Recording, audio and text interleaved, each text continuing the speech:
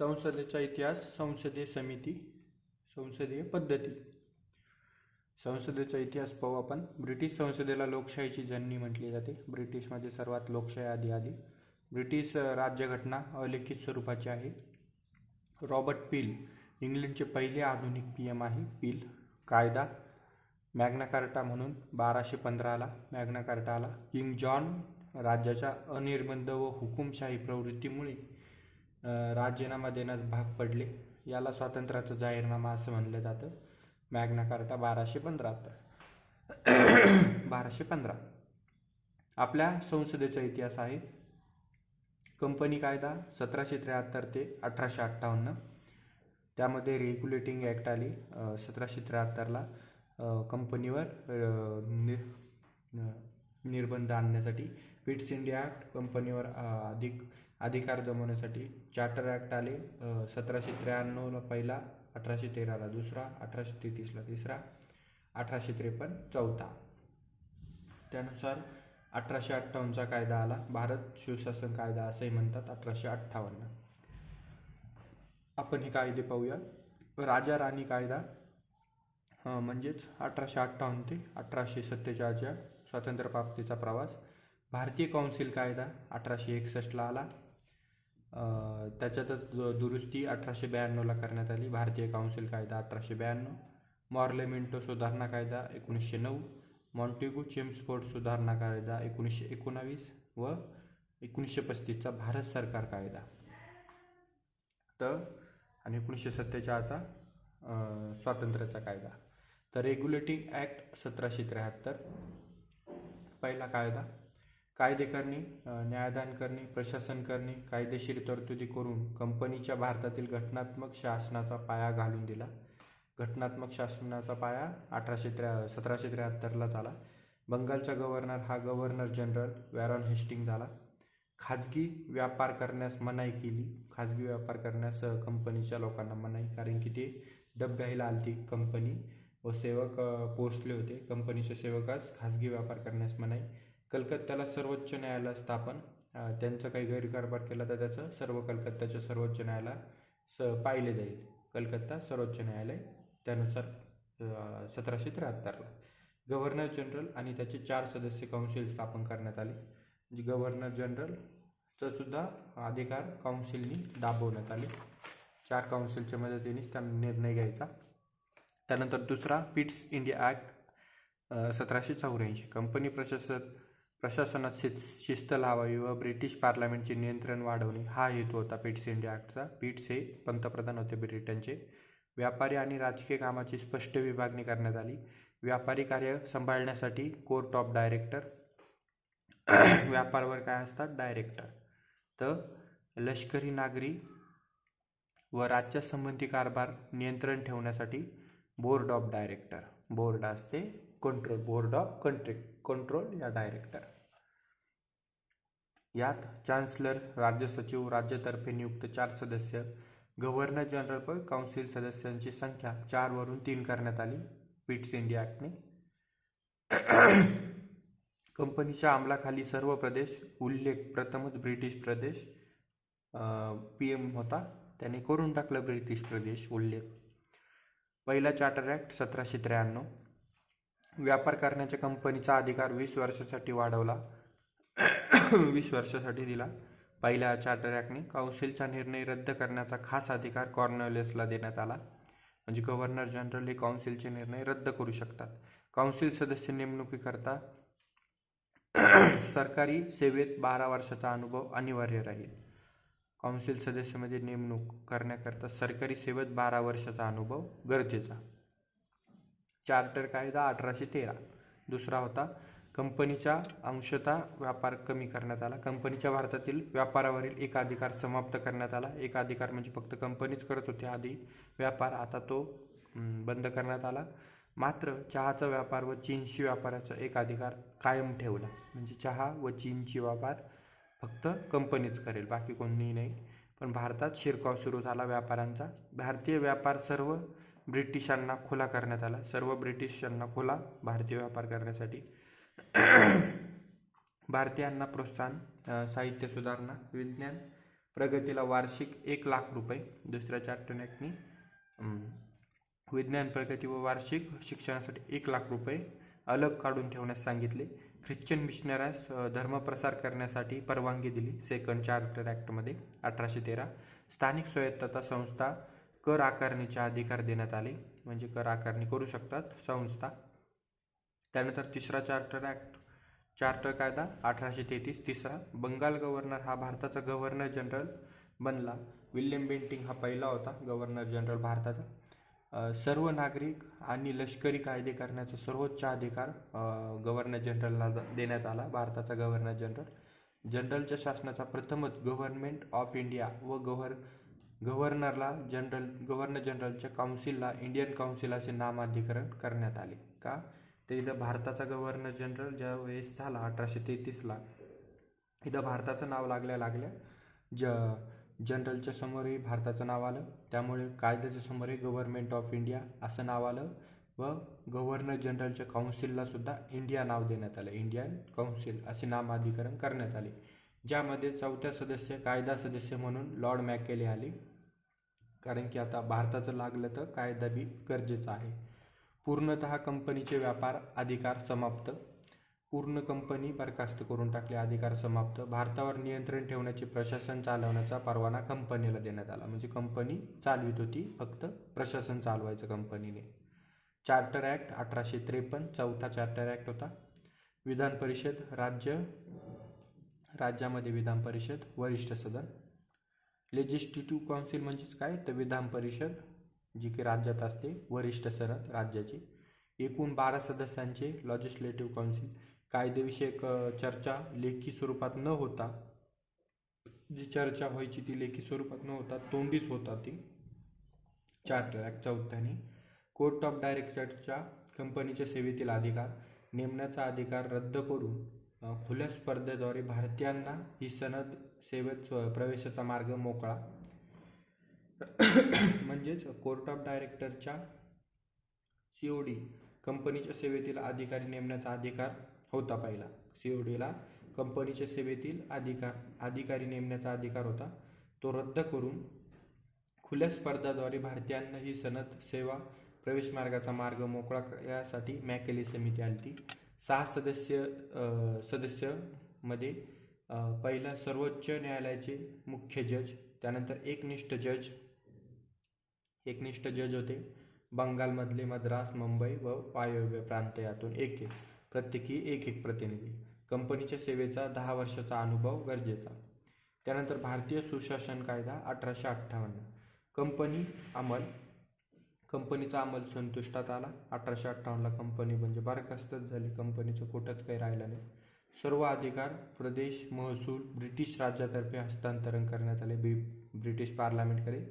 भारताचा governor general हा viceroy करण्यात आला. पहिला कॅनी, बोर्ड ऑफ कंट्रोल व बोर्ड ऑफ डायरेक्टर हे बरखास्त करण्यात आले. COD व BOD, बोर्ड ऑफ कंट्रोल व कोर्ट ऑफ डायरेक्टर्स हे दोन्ही नष्ट.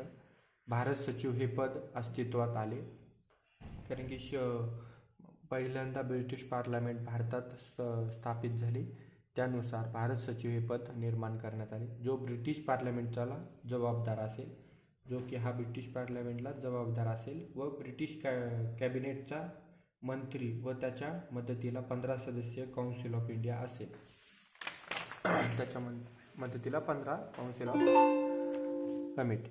तर काउन्सिल ॲक्ट 1861. 1858ला जाहीरनामा झाला. त्यानंतर 1861 भारतीय कायदे मंडळाची पहिली सदन होती. कायदा बनवण्यासाठी व्हाईसरॉय काउन्सिलमध्ये 6 ते 12 अतिरिक्त सदस्य.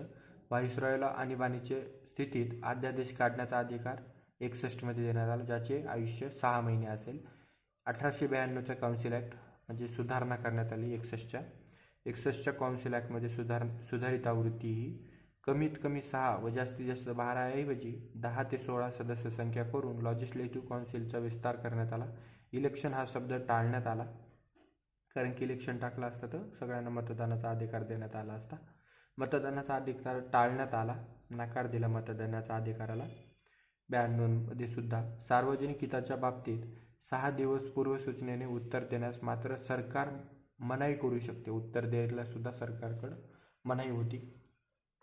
त्यानंतर मॉर्ले मिंटो सुधारणा कायदा 1919 अरुल लिंडन समितीने तयार केलेला मॉर्ले मिंटो कायदा.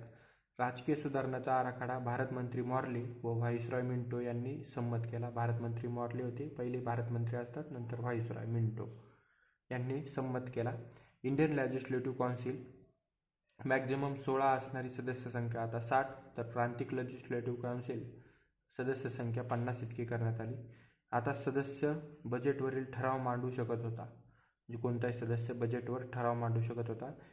लोकहिताच्या बाबतीत चर्चा आणि यावर मतदानाची मागणी करू शकत होता.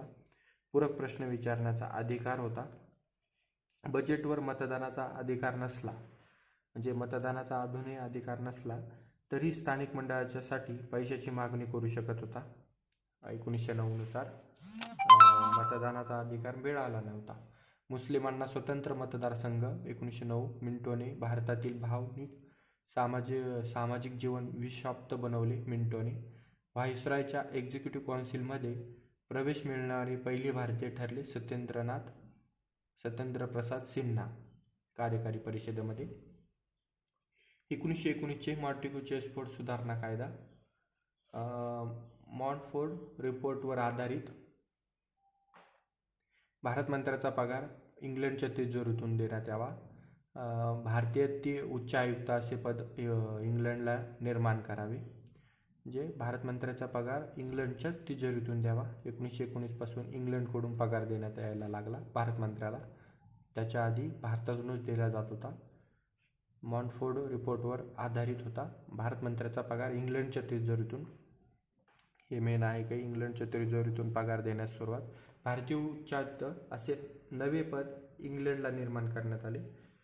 म्हणजे 1919मध्ये भारतीय उच्चायुक्त हे नवीन पद निर्माण करण्यात आले. व्हाईसरॉयच्या एक्झिक्युटिव्ह काउन्सिलमध्ये 6 पैकी 3 सभासद भारतीय असावे. एक्झिक्युटिव्ह काउन्सिलमध्ये 6 पैकी 3 सभासद भारतीय. द्विसदनी निर्माण करण्यात आली. कनिष्ठ सदन 3 वर्षासाठी, वरिष्ठ सदन 5 वर्षासाठी. कनिष्ठ सदन 3 वर्षासाठी 145 सदस्य, वरिष्ठ सदन 60 सदस्य. 145 पैकी 104 प्रांतातून लोकांनी निवडून, 26 सरकारी सदस्य, 15 गैर सरकारी सदस्य. 60 पैकी 34 निवडून आलेल्यांपैकी 10 मुस्लिम होते, त्यातले 20 नामित सरकारी होते व 6 नामित गैर सरकारी होते. निवडणुकीमध्ये मतदानाचा हक्क केवळ मालमत्ता कर भरणे, शिक्षणावरच. स्त्रियांना तो हक्क डावलला गेला होता. स्त्रियांना मतदानाचा हक्क 19ला सुद्धा भेटला नव्हता. प्रत्यक्ष निवडणुकीचे तत्व होते. प्रत्यक्ष निवडून देत होते मतदानानुसार. प्रांतात द्विदल राज्य पद्धती. प्रांतामध्ये राखीव खाते व सोपीव खाते होते. राज्यकारभार गव्हर्नर व सरकारी मंत्र्यांकडून केला जात. कारभार हा लोकप्रतिनिधीच्या हाती. सोपीव खाते म्हणजे कारभार लोकप्रतिनिधीच्या हाती होता. राखीव खाते गव्हर्नरला राखीव होते. मंत्री गव्हर्नरला जबाबदार. मंत्री प्रांतीय कायदे मंडळाला जबाबदार. उदाहरणार्थ पोलीस, न्याय, तुरुंग, जमीन, महसूल इत्यादी सर्व भारी खाते राखीव गव्हर्नरकडे होते. व सोपीव खाते उदाहरणार्थ स्थानिक स्वराज्य, शिक्षण, शेती इत्यादी साधे खाते सोपीव खातेकडे दिले होते. सोपीव म्हणजे आपल्याला सोपवलं होतं भारतीयांना. प्रांतांना काही बाबतीत कर वसुलीचे अधिकार आहे. प्रांतांना सुद्धा काही कर वसुलीचे अधिकार देण्यात आले. लोकसेवा आयोग स्थापन करायचे होते, जे पुढे 1923-24ला ली आयोगाच्या शिफारशीने 1926मध्ये सेंट्रल पब्लिक सर्व्हिस कमिशन नावाने स्थापन. ली आयोग आला होता MPSCसाठी. नियुक्त, निलंबन, पदच्युत इत्यादी सर्व अधिकार इंग्लंड स्थित भारत सचिव किंवा भारत मंत्र्याकडे होते. निलंबन करण्याचे किंवा नियुक्त करण्याचे भारत मंत्र्यांकडे किंवा भारत सचिवकडे. या सुधारणा कशा काम करत आहे याचे परीक्षण करून नव्या कोणत्या सुधारणा घ्यायच्या यासाठी विलायत सरकारने 10 वर्षाचे एक कमिशन नेमले. म्हणजे हे जे लावलं त्याचं परीक्षण करण्यासाठी 10 वर्षांनी एक कमिशन नेमले. ते होते सायमन कमिशन. सायमन कमिशनवर मते व टीका केली ती लोकमान्य टिळकांनी की सूर्य उगवला पण सकाळच नाही. म्हणजे चेक करायला सुद्धा भारतीय त्याच्यात घेतले नव्हते त्यांनी. सूर्य उगवला पण सकाळ नाही, निराशाजनक होते. टिळक म्हणले. मग ॲनी बेझंट म्हणल्या योजना न शोभणारी आहे, कारण की लेडीज होत्या, शोभणारीच येणार असेच शब्द येणार. भारत सरकारच्या 1935चा कायदा भाग 14 कलमे 331 व परिशिष्ट 10 होते. यातमध्ये भारत मंत्र्याचे इंडियन काउन्सिल रद्द करण्यात आले. 35च्या कायद्याने इंडियन काउन्सिल रद्द, त्या जागी सल्लागार मंडळ आले. फेडरल कोर्टची स्थापना 1935च्या कायद्याने. 10% लोकांना मताधिकार, स्त्रियांच्या व कामगार यांच्यासाठी स्वतंत्र मतदारसंघ. RBI स्थापन करण्याबाबत फेडरल लोकसेवा आयोग, प्रांतिक लोकसेवा आयोग इत्यादी. कारभारातील विषयाची केंद्रीय, प्रांतिक, संयुक्त अशी 3 सूचीमध्ये विभागणी करण्यात आली. 35च्या कायद्याने 3 सूची आल्या. स्थानिक या संघ राज्यातील सामील न झाल्यास हे संघराज्य अस्तित्वात येऊ शकल नाही. प्रांतिक स्वायत्तता, प्रांतांना द्विदल राज्यपद्धती नष्ट केली. प्रांतातील 35च्या कायद्याने प्रांतात जी द्विदल राज्यपद्धती होती 19च्या कायद्याने देण्यात आलेली ती नष्ट करण्यात आली. फक्त केंद्रामध्ये द्विदल राज्यपद्धती. केंद्रीय कायदेमंडळाचा विस्तार, केंद्रामध्ये विस्तार करण्यात आला. फेडरल असेंब्ली, केंद्रीय कायदेमंडळाचा विस्तार, फेडरल असेंब्ली व काउन्सिल स्टेट. 5 वर्ष फेडरल असेंब्ली, सदस्य संख्या 375, 250 प्रांताचे, 125 संस्थाने. प्रांतिक विधानसभेकडून निवडले गेले. काउन्सिल ऑफ स्टेट कायमस्वरूपी होती. 1/3 सदस्य 3 वर्षांनी नियुक्त. 260 सदस्य, 156 प्रांताचे, 104 संस्थाने. प्रत्यक्ष लोकांमार्फत निवड केली जायची काउन्सिल ऑफ स्टेटने. 1919च्या कायद्यानुसार केंद्रीय कायदेमंडळातील अधिकार व त्यांची कर्तव्ये 1947च्या इंडियन इंडिपेंडन्स ॲक्ट मंजूर होईपर्यंत तशीच होती. 1919च्या कायद्यानुसार केंद्रीय कायदेमंडळातील अधिकार हे 1919 नुसार आलेले आहेत. केंद्रीय कायदेमंडळातील ते 47 पर्यंत तशीच होती. पुढे देश स्वतंत्र झाला आणि 26 जानेवारी 1950 पासून घटना अंमलात आली व पहिली सार्वत्रिक निवडणूक 51-52 मध्ये घेण्यात आली. पहिली निवडणुका कधी झाल्या? 51-52. राज्यसभा व लोकसभा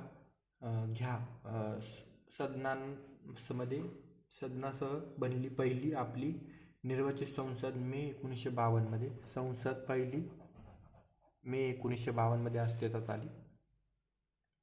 संसदीय शासनाची काही वैशिष्ट्ये होती. नामधारी राष्ट्रपती तो वास्तव प्रमुख PM, बहुमतावाल्याला पक्षाचे सरकार, लोकसभेत सामूहिक जबाबदारी. मंत्रिमंडळ हे सामूहिकरित्या लोकसभेला जबाबदार होते. मंत्रिमंडळ हे लोकसभेला जबाबदार, तर व्यक्ती म्हणून राष्ट्रपतीला जबाबदार. दोन्ही सदस्यत्व. मंत्री हे कायदेमंडळ व कार्यकारी मंडळ या दोघांचे सदस्य, दुहेरी सदस्यत्व होते. त्यानंतर कनिष्ठ सदनाचे विसर्जन 5 वर्षासाठी. घटना समितीमधील KT शहा हे अध्यक्षीय शासन पद्धतीचा स्वीकार करावा याच्या मताचे होते, पण अध्यक्षीय मताचा शासन पद्धतीचा स्वीकार करावा म्हणजे अमेरिकेसारखा असे KT शहा म्हणाले होते. परंतु संसदीय पद्धतीचा सुरुवातीपासूनची ओळख होती. संसदीय पद्धतीमध्ये जबाबदारी तत्वास प्राधान्य होते. कायदेमंडळ व कार्यकारी मंडळ यांच्यातील संघर्ष टाळण्याची गरज होती. भारतीय समाजव्यवस्थेचे स्वरूप एकता साधण्याचे कारणे हा हेतू होता. त्यामुळे आपले मॉडेल व ब्रिटिश मॉडेलमध्ये थोडा बदल करण्यात आलेला आहे. आपले मॉडेल हे गणराज्य पद्धती आहे, तर ब्रिटिश मॉडेल हे घटनात्मक आहे. संसद ही सार्वभौम नाही, तर इकडं ब्रिटनमध्ये राजेशाही व सार्वभौम आहे संसद व राजेशाही.